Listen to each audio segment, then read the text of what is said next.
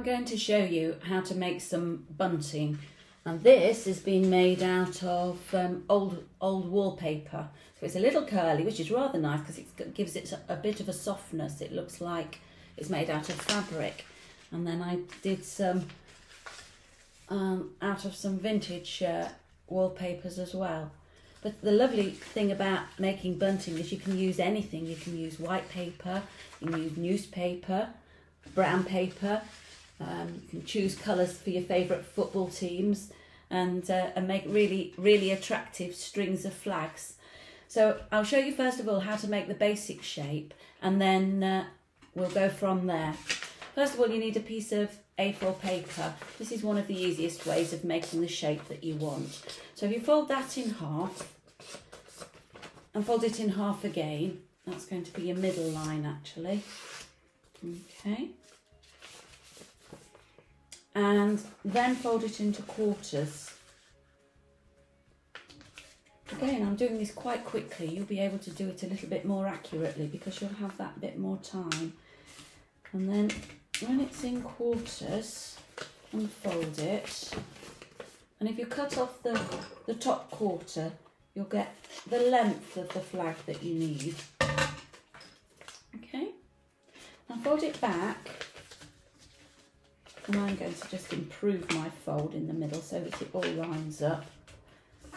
And I've lost my rule, so I'm going to use a piece of card to draw my lines.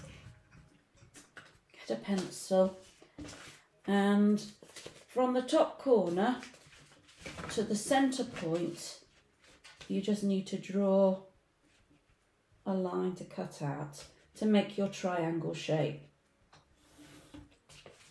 Okay, so what you have is that. You see? There's the line that goes down there. Get the scissors and carefully cut down the line because that's going to be your first template. Now if you draw that around that shape onto a piece of cardboard, you've got something strong enough to make all the flags that you need. So I've already done that. So I've got a piece of card to use now to put on my wallpaper.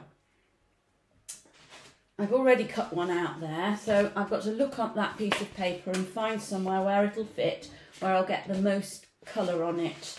And I think there'll be a piece there that I can use. So draw around it carefully with a pencil. And then very carefully cut it out so you keep the nice shape of the triangle.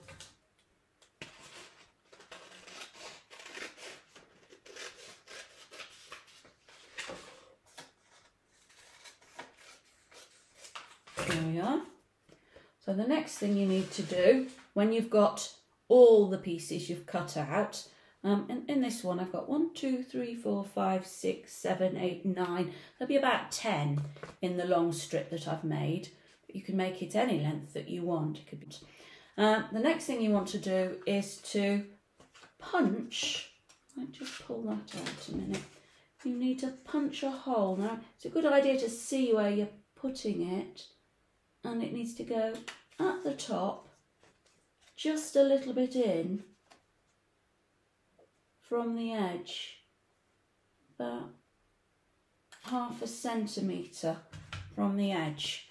Can you see those 2 holes there?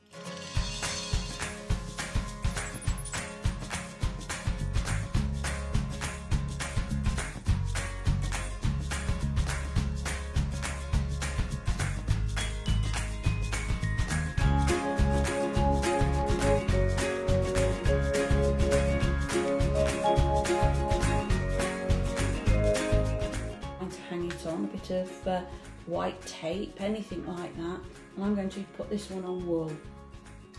Okay, I've actually put a big needle on the end because it'll be easier to thread it through. So this is the next thing to do, is to actually find a pattern that you like. Now have a look at that.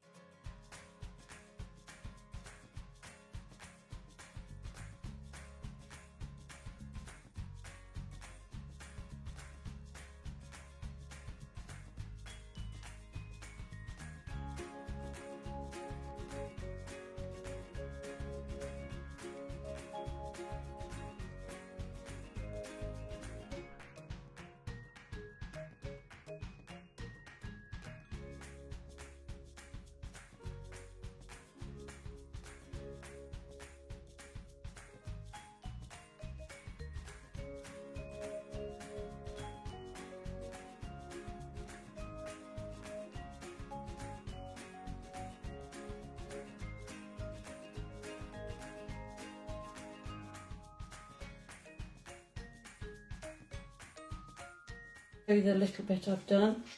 There we are. So that you get a nice row of bunting, and you can keep adding a repeat pattern as many as you can to make it really pretty. So when you've done some bunting, again, send some pictures in. I'd love to see what you've been doing and how imaginative you've all been.